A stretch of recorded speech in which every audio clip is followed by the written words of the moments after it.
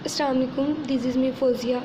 If you are new in my channel then kindly like, share and subscribe और साथ साथ bell icon को भी प्रेस कर दें ताकि आप मेरी हर आने वाली वीडियो से अवेयर रह सकें। आज का जो मेरा टॉपिक है वो क्लास फर्स्ट मैथमेटिक्स और जो हम लोग चैप्टर डिस्कस कर रहे हैं वो chapter 9 fundamentals of trigonometry. Means कि जो हमारे पास जितने भी आ रहे हैं 9 से फर्दर जितने भी चैप्टर्स हैं उसमें हम लोग ट्रिग्नोमेट्री को डिस्कस करेंगे।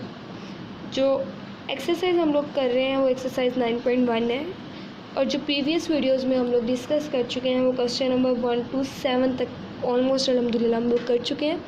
अगर आप लोगों ने इनसे रिलेटेड कोई भी क्वेश्चन समझना है तो अगर आप लोगों ने सब्सक्राइब किया हुआ है तो आप लोग इजीली मेरे चैनल पर जाकर देख सकते हैं और अगर आप लोगों ने नहीं किया तो काइंडली कर दें ताकि आप मेरी हर आने वाली वीडियो से भी अवेयर रह सकें और जो भी क्वेरी हो आप लोग वहाँ से जाके रिजोल्व कर सकें। चलते हैं, आज का जो हमारा टॉपिक है वो क्वेश्चन नंबर 8 के रिलेटेड है।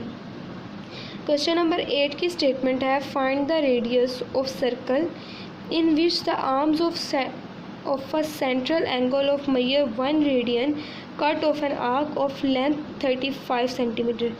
पहले मैं आपको डायग्राम से रिलेटेड बता देती हैं, देन हम लोग क्वेश्चन सोल्व करते हैं। जी, उसने क्या कहा है, find the radius of a circle. Circle का रेडियस फाइंड करना है जिसमें हमारे पास central angle of measure 1 radian means कि जो हमारे पास सेंट्रल एंगल बन रहा है वो किसके इक्वल है, 1 रेडियन के।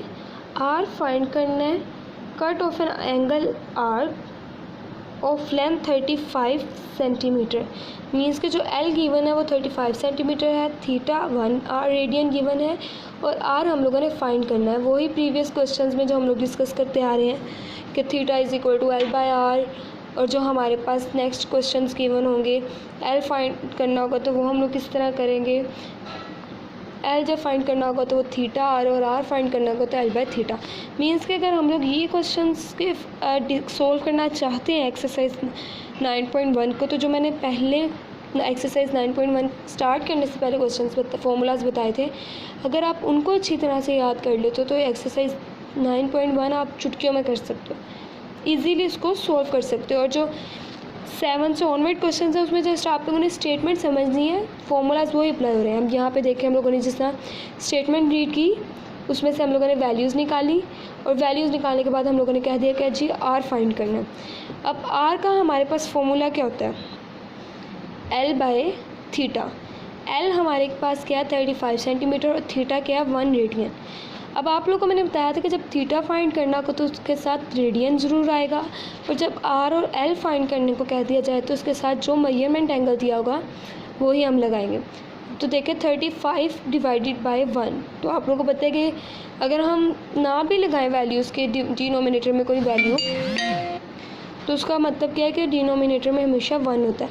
तो आंसर क्या आ जाएगा 35 और साथ एंगल का गिवन है सेंटीमीटर, तो हमारे पास जो रेडियन है रेडियस है क्या आ गया, radius of the angle is equal to 35 centimetre. अब जो क्वेश्चन नंबर 9 है उसकी स्टेटमेंट हमारे पास क्या है, a railway train is running on a circular track of radius 500 meters at the rate of 30 kilometre per hour through what angle will it turn in 10 seconds. अब हम लोग पहले स्टेटमेंट को कर लेते हैं डिस्कस, देन आगे क्वेश्चन को सोल्व करेंगे।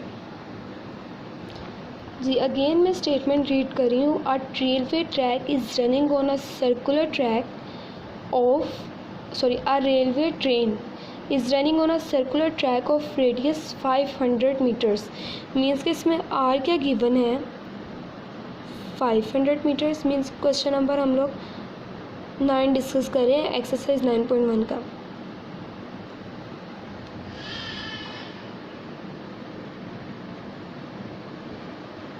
रेडियस क्या गिवन है 500 मीटर्स, देन उसने क्या कहा है eight the rate of 30 kilometre per hour means के स्पीड बताई हुई है और नेक्स्ट उसने क्या किया है थ्रो व्हाट एंगल मीन्स के थीटा फाइंड करना है, एंगल फाइंड करना है, will it turn in 10 seconds. ये हमारे पास जो प्रॉपर गिवन है वो स्पीड गिवन है,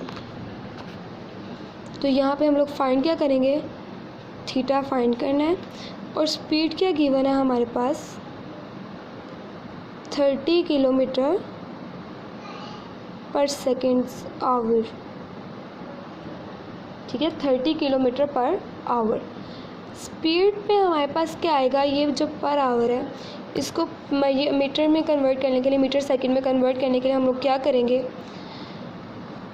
30 मल्टीप्लाई बाय 1000 डिवाइडेड बाय 3600, तो ये किस में कन्वर्ट हो जाएगा, मीटर पर सेकंड में। पहले किसके अंदर गिवन था, किलोमीटर पर आवर में, और अब हम लोग इसको किस में कन्वर्ट कर रहे हैं, मीटर पर सेकंड में। तो यहाँ से जब हम इसको मल्टीप्लाई और डिवाइड करेंगे तो क्या आ जाएगा, 25/3 मीन्स के 0 0 कटिंग किया था, 3 1 3 3 3 मीन्स आप डायरेक्ट अगर इसको कैलकुलेट पे करोगे तो ये हमारे पास आ जाएगा कैलकुलेटर पे।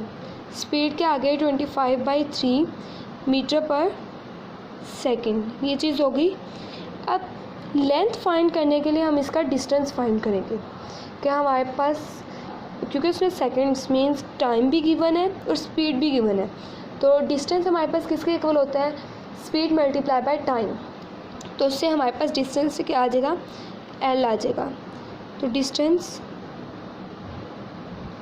Is equal to speed multiply by time, और टाइम हमारे पास गिवन है 10 सेकेंड्स।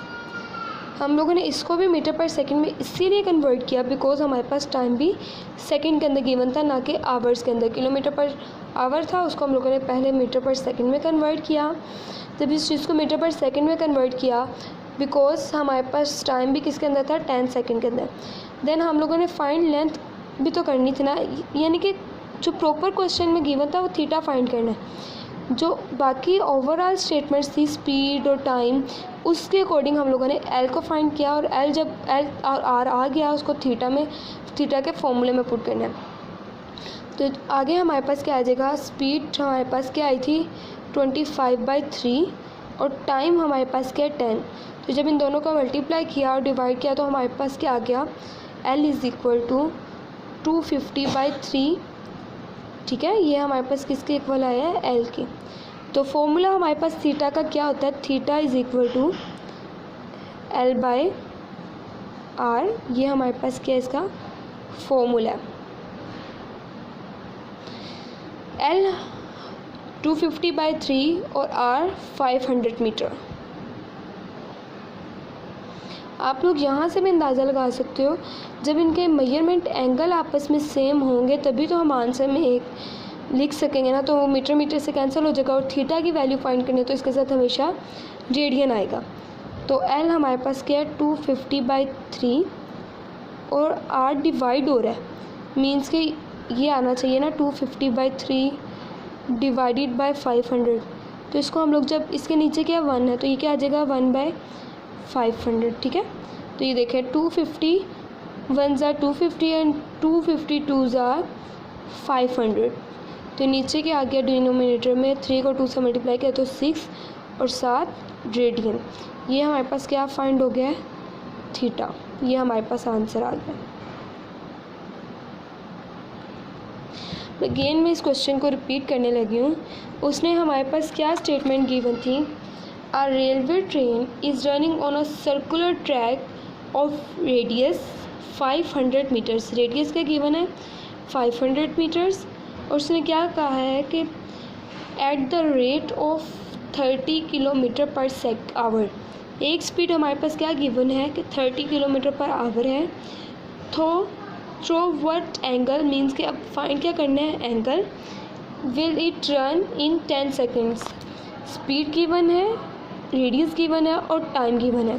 टाइम और स्पीड से एल फाइंड करेंगे, और जब एल आ जाएगा तो थीटा का फॉर्मूला पुट कर देंगे।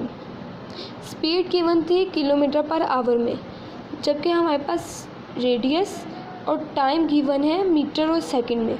तो हम लोग क्या करेंगे, इसको मीटर पर सेकंड में कन्वर्ट करने के लिए 1000 से मल्टीप्लाई और 3600 से डिवाइड करेंगे।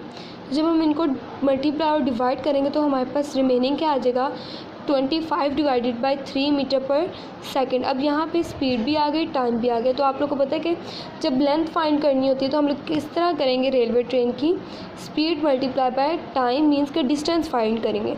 तो स्पीड हमारे पास आ चुकी है 25/3 और टाइम किया है 10। जब इन दोनों को मल्टीप्लाई डिवाइड किया तो क्या आ गया 250/3, और ये हमारे पास लेंथ आई है। अब लेंथ भी आ गई है और रेडियस ऑलरेडी गिवन था, तो थीटा के फॉर्मूले में पुट करेंगे।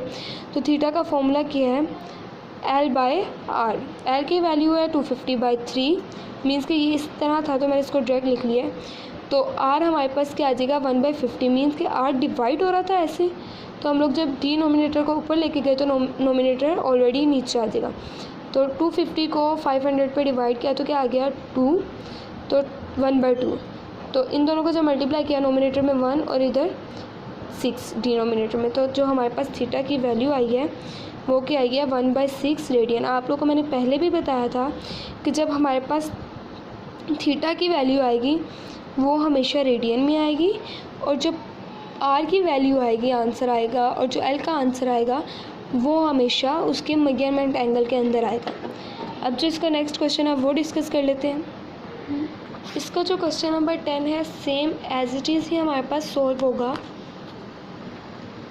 जिसमें आप लोग स्टेटमेंट जब रीड आउट करोगे तो उसमें जो गिवन एंगल होगा, मैं आपको डायरेक्ट बता रही हूँ, आप लोग खुद इसको सॉल्व कीजिएगा। अगर ना हुआ तो आप मुझे तब कमेंट सेक्शन में बता सकते हैं। इंशाल्लाह मैं आपकी जो भी क्वेरी होगी जल्द रिजॉल्व करूँगी। इस जो 10th क्वेश्चन में गिवन एंगल है वो हमारे पास 70 डिग्री है। ये देख रहे हैं यहाँ पे 70 डिग्री एंगल गिवन है। पहले हम उसको रेडियन में कन्वर्ट करेंगे, देन आगे फर्दर प्रोसीजर करेंगे। और जो आर फाइंड है वो 9 सेंटीमीटर है, और एल आप लोगों ने फाइंड करना है। तो एल का फॉर्मूला हमारे पास क्या होता है, थीटा पहले रेडियन में कन्वर्ट होगा, देन उसको आर की वैल्यू जो 9 सेंटीमीटर है उससे मल्टीप्लाई करेंगे तो हमारे पास आंसर आ जाएगा इजीली। ठीक है, हम लोग इसका क्वेश्चन नंबर 11 डिस्कस करते हैं कि वो किस तरह से रिजॉल्व होगा। क्वेश्चन नंबर 11 है the pendulum of a clock is 20 centimetre long. ठीक है, यहाँ से आपने ये नहीं फाइंड करना कि हमारे पास ये लेंथ है। आप लोगों को मैं स्टेटमेंट को एक डायग्राम की शक्ल में बता देती हूँ। क्वेश्चन नंबर 11 हमारे पास क्या है, the pendulum of a clock is 20 centimeter long and it swings through an angle of 20 degree each second. How far does the tip of the pendulum move in 1 second? Statement देखो, अब ये देखो हमारे पास क्या, उसने क्या था पेंडुलम ऑफ द क्लॉक। हमारे पास कुछ इस तरह के कोई डायग्राम है, ये देखो क्या उसने क्या कहा है कि हमारे पास एक पेंडुलम मूव कर रहा है जिसके अंदर एंगल क्या क्रिएट हो रहा है 20 डिग्री। तो यहाँ पे हमारे पास जो छोटे छोटे से लगाए हुए डॉट्स, इसके दरमियान में जो एंगल क्रिएट हो रहा है वो हम लोगों ने लेंथ फाइंड करनी है। एंगल 20 डिग्री का क्रिएट हो रहा है, लेंथ फाइंड करनी है, और जो रेडियस है वो हमारे पास गिवन है और हमारे पास रेडियस के गिवन है 20 सेंटीमीटर। ठीक है, अगेन जब मैं स्टेटमेंट रीड करूँगी तो आपको इस डायग्राम की समझ लग जाएगी। The pendulum of a clock is 20 centimetre long. अब ये जो हमारे पास क्लॉक का पेंडुलम है वो कितना लॉन्ग है 20 सेंटीमीटर, तो ये लेंथ नहीं है। And it swings through an angle 20 degree each पर सेकेंड। अब जितना भी हमारे पास हर सेकेंड के अंदर कितना एंगल क्रिएट होगा 20 डिग्री। एंड लास्ट जो हमारे पास स्टेटमेंट है वो क्वेश्चन की है, how far does the tip of the pendulum move in 1 second. अब हम लोगों ने इसकी मूवमेंट बतानी कि 1 सेकेंड के अंदर कितनी होती है। एंगल 20 डिग्री, रेडियंस 20 सेंटीमीटर और लेंथ फाइंड करनी है। आप पहले ये देखो जो मैंने आपको क्वेश्चन नंबर 10 में भी बताया कि ये चीज़ हमारे पास डिग्री में गिवन है, इसको हम लोग पहले रेडियन में कन्वर्ट करेंगे, देन एल का जो है फॉर्मूला अप्लाई करेंगे। 20 डिग्री है तो इसको हम लोग रेडियन में कन्वर्ट करने के लिए π/180 से मल्टीप्लाई करवाएंगे। जब π/180 से मल्टीप्लाई करवाया तो ये क्या आ गया 220 को जब 180 पे डिवाइड किया तो क्या आ गया 1/9, और 1 को पाई से मल्टीप्लाई करवाया तो क्या आ गया π/9। और पाई की वैल्यू मैंने क्या कहा था कि जब गिवन नहीं होगी तो हम क्या लेंगे अप्रोक्सीमेटली 3.14। तो 3.14 को जब 9 पे डिवाइड किया तो पाई की वैल्यू हमारे पास क्या आ गई 0.39346। ठीक है, ये अब हमारे पास थीटा भी आ गया, आर भी गिवन है। एल फाइंड करेंगे तो एल का फॉर्मूला हमारे पास क्या होता है, थीटा आर। तो जो एल का फॉर्मूला क्या है, थीटा आर। थीटा की वैल्यू 0.346 और आर की वैल्यू 20 सेंटीमीटर। अब मैंने अगेन वही चीज़ रिपीट करने लगी हूँ कि जब आर और एल फाइंड करना होगा तो जो गिवन मेजरमेंट एंगल होगा वो आंसर में 7 आएगा, और जब थीटा फाइंड करना होगा तो उसके आंसर में रेडियन 7 लगेगा। तो थीटा की वैल्यू 0.346, आर की वैल्यू 20 सेंटीमीटर। जब इन दोनों को मल्टीप्लाई करवाया तो क्या आ गया, 6.98 गिवन एंगल सेंटीमीटर। तो लेंथ हमारे पास किसके अंदर आ जाएगी, सेंटीमीटर के अंदर। आज का जो मेरा टॉपिक था वो यहीं तक था। हम लोगों ने जो आज डिस्कस किया question number 8, 9, 10 and 11, hope so आप लोग को समझ आई होगी। अगर नहीं आई तो आप मुझे कमेंट सेक्शन में बता सकते हैं। इंशाल्लाह मैं आपकी जो प्रॉब्लम होगी उसे जल्द रिजॉल्व करूँगी। और अगर आप लोग को समझ आई है तब भी आप मुझे कमेंट सेक्शन में बता सकते हैं। जो मेरी नेक्स्ट वीडियो होगी इंशाल्लाह वो मैं जल्द पोस्ट करूँगी। और काइंडली साथ साथ बेल आइकन को भी प्रेस कर दें और वीडियोस को शेयर भी कर दें ताकि आप मेरी हर आने वाली वीडियो से अवेयर रह सकें। तो होप सो आप इंशाल्लाह ज़रूर लाइक करेंगे और साथ साथ सब्सक्राइब भी करेंगे। जो नेक्स्ट वीडियो होगी वो भी जल्दी मैं अपलोड कर दूँगी। तब तक के लिए अपना ख्याल रखिएगा और दुआ में याद रखिएगा। अल्लाह हाफिज़।